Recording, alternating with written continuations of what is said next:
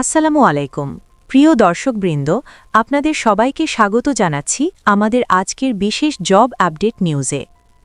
গণপ্রজাতন্ত্রী বাংলাদেশ সরকারের মহিলা ও শিশু বিষয়ক মন্ত্রণালয় বাংলাদেশ সচিবালয় ঢাকা থেকে প্রকাশিত হয়েছে একটি বিশাল নিয়োগ বিজ্ঞপ্তি।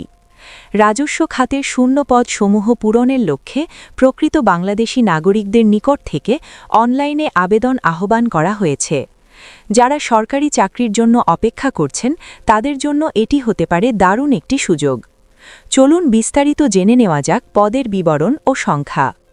প্রথমেই রয়েছে চাইল্ড রাইটস অফিসার পদ।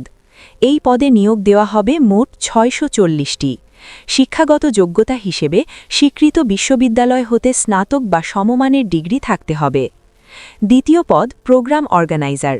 এই পদে মোট ৫২০টি শূন্যপদ রয়েছে। যোগ্যতা হিসেবে সামাজিক বিজ্ঞান বা সংশ্লিষ্ট বিষয়ে স্নাতক ডিগ্রি থাকতে হবে।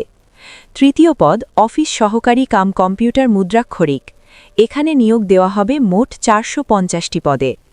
আবেদন করতে হলে এইচএসসি পাস হতে হবে এবং টাইপিংয়ে নির্ধারিত গতি থাকতে হবে। চতুর্থ পদ কমিউনিটি ফ্যাসিলিটেটর। এই পদে সর্বাধিক ৭৫০টি শূন্যপদ রয়েছে। যোগ্যতা হিসেবে এসএসসি বা সমমানের ডিগ্রি থাকতে হবে। সব মিলিয়ে মোট পদ সংখ্যা হচ্ছে ২৩৬০টি। অর্থাৎ এটি একটি বৃহৎ পরিসরের নিয়োগ বিজ্ঞপ্তি, যেখানে বিভিন্ন শিক্ষাগত যোগ্যতার প্রার্থীরা আবেদন করার সুযোগ পাচ্ছেন। এবার আসি আবেদনের সময়সীমা। আবেদন শুরু হবে ১৩ ফেব্রুয়ারি ২০২৬ সকাল ১০টা থেকে। আবেদনের শেষ তারিখ ১৩ মার্চ ২০২৬ বিকাল ৫টা পর্যন্ত। নির্ধারিত সময়ের পরে কোনো আবেদন গ্রহণ করা হবে না, তাই দেরি না করে সময়মতো আবেদন সম্পন্ন করার অনুরোধ রইল। এখন জানিয়ে দিচ্ছি আবেদনের শর্তাবলী। প্রথমত বয়সসীমা। ১৩ ফেব্রুয়ারি ২০২৬ তারিখে আবেদনকারীর বয়স ১৮ থেকে ৩০ বছরের মধ্যে হতে হবে। তবে মুক্তিযোদ্ধা বা শহীদ মুক্তিযোদ্ধার সন্তান এবং শারীরিক প্রতিবন্ধী প্রার্থীদের ক্ষেত্রে বয়সসীমা ৩২ বছর পর্যন্ত শিথিলযোগ্য। দ্বিতীয়ত আবেদন পদ্ধতি। আগ্রহী প্রার্থীদের অনলাইনে আবেদন করতে হবে।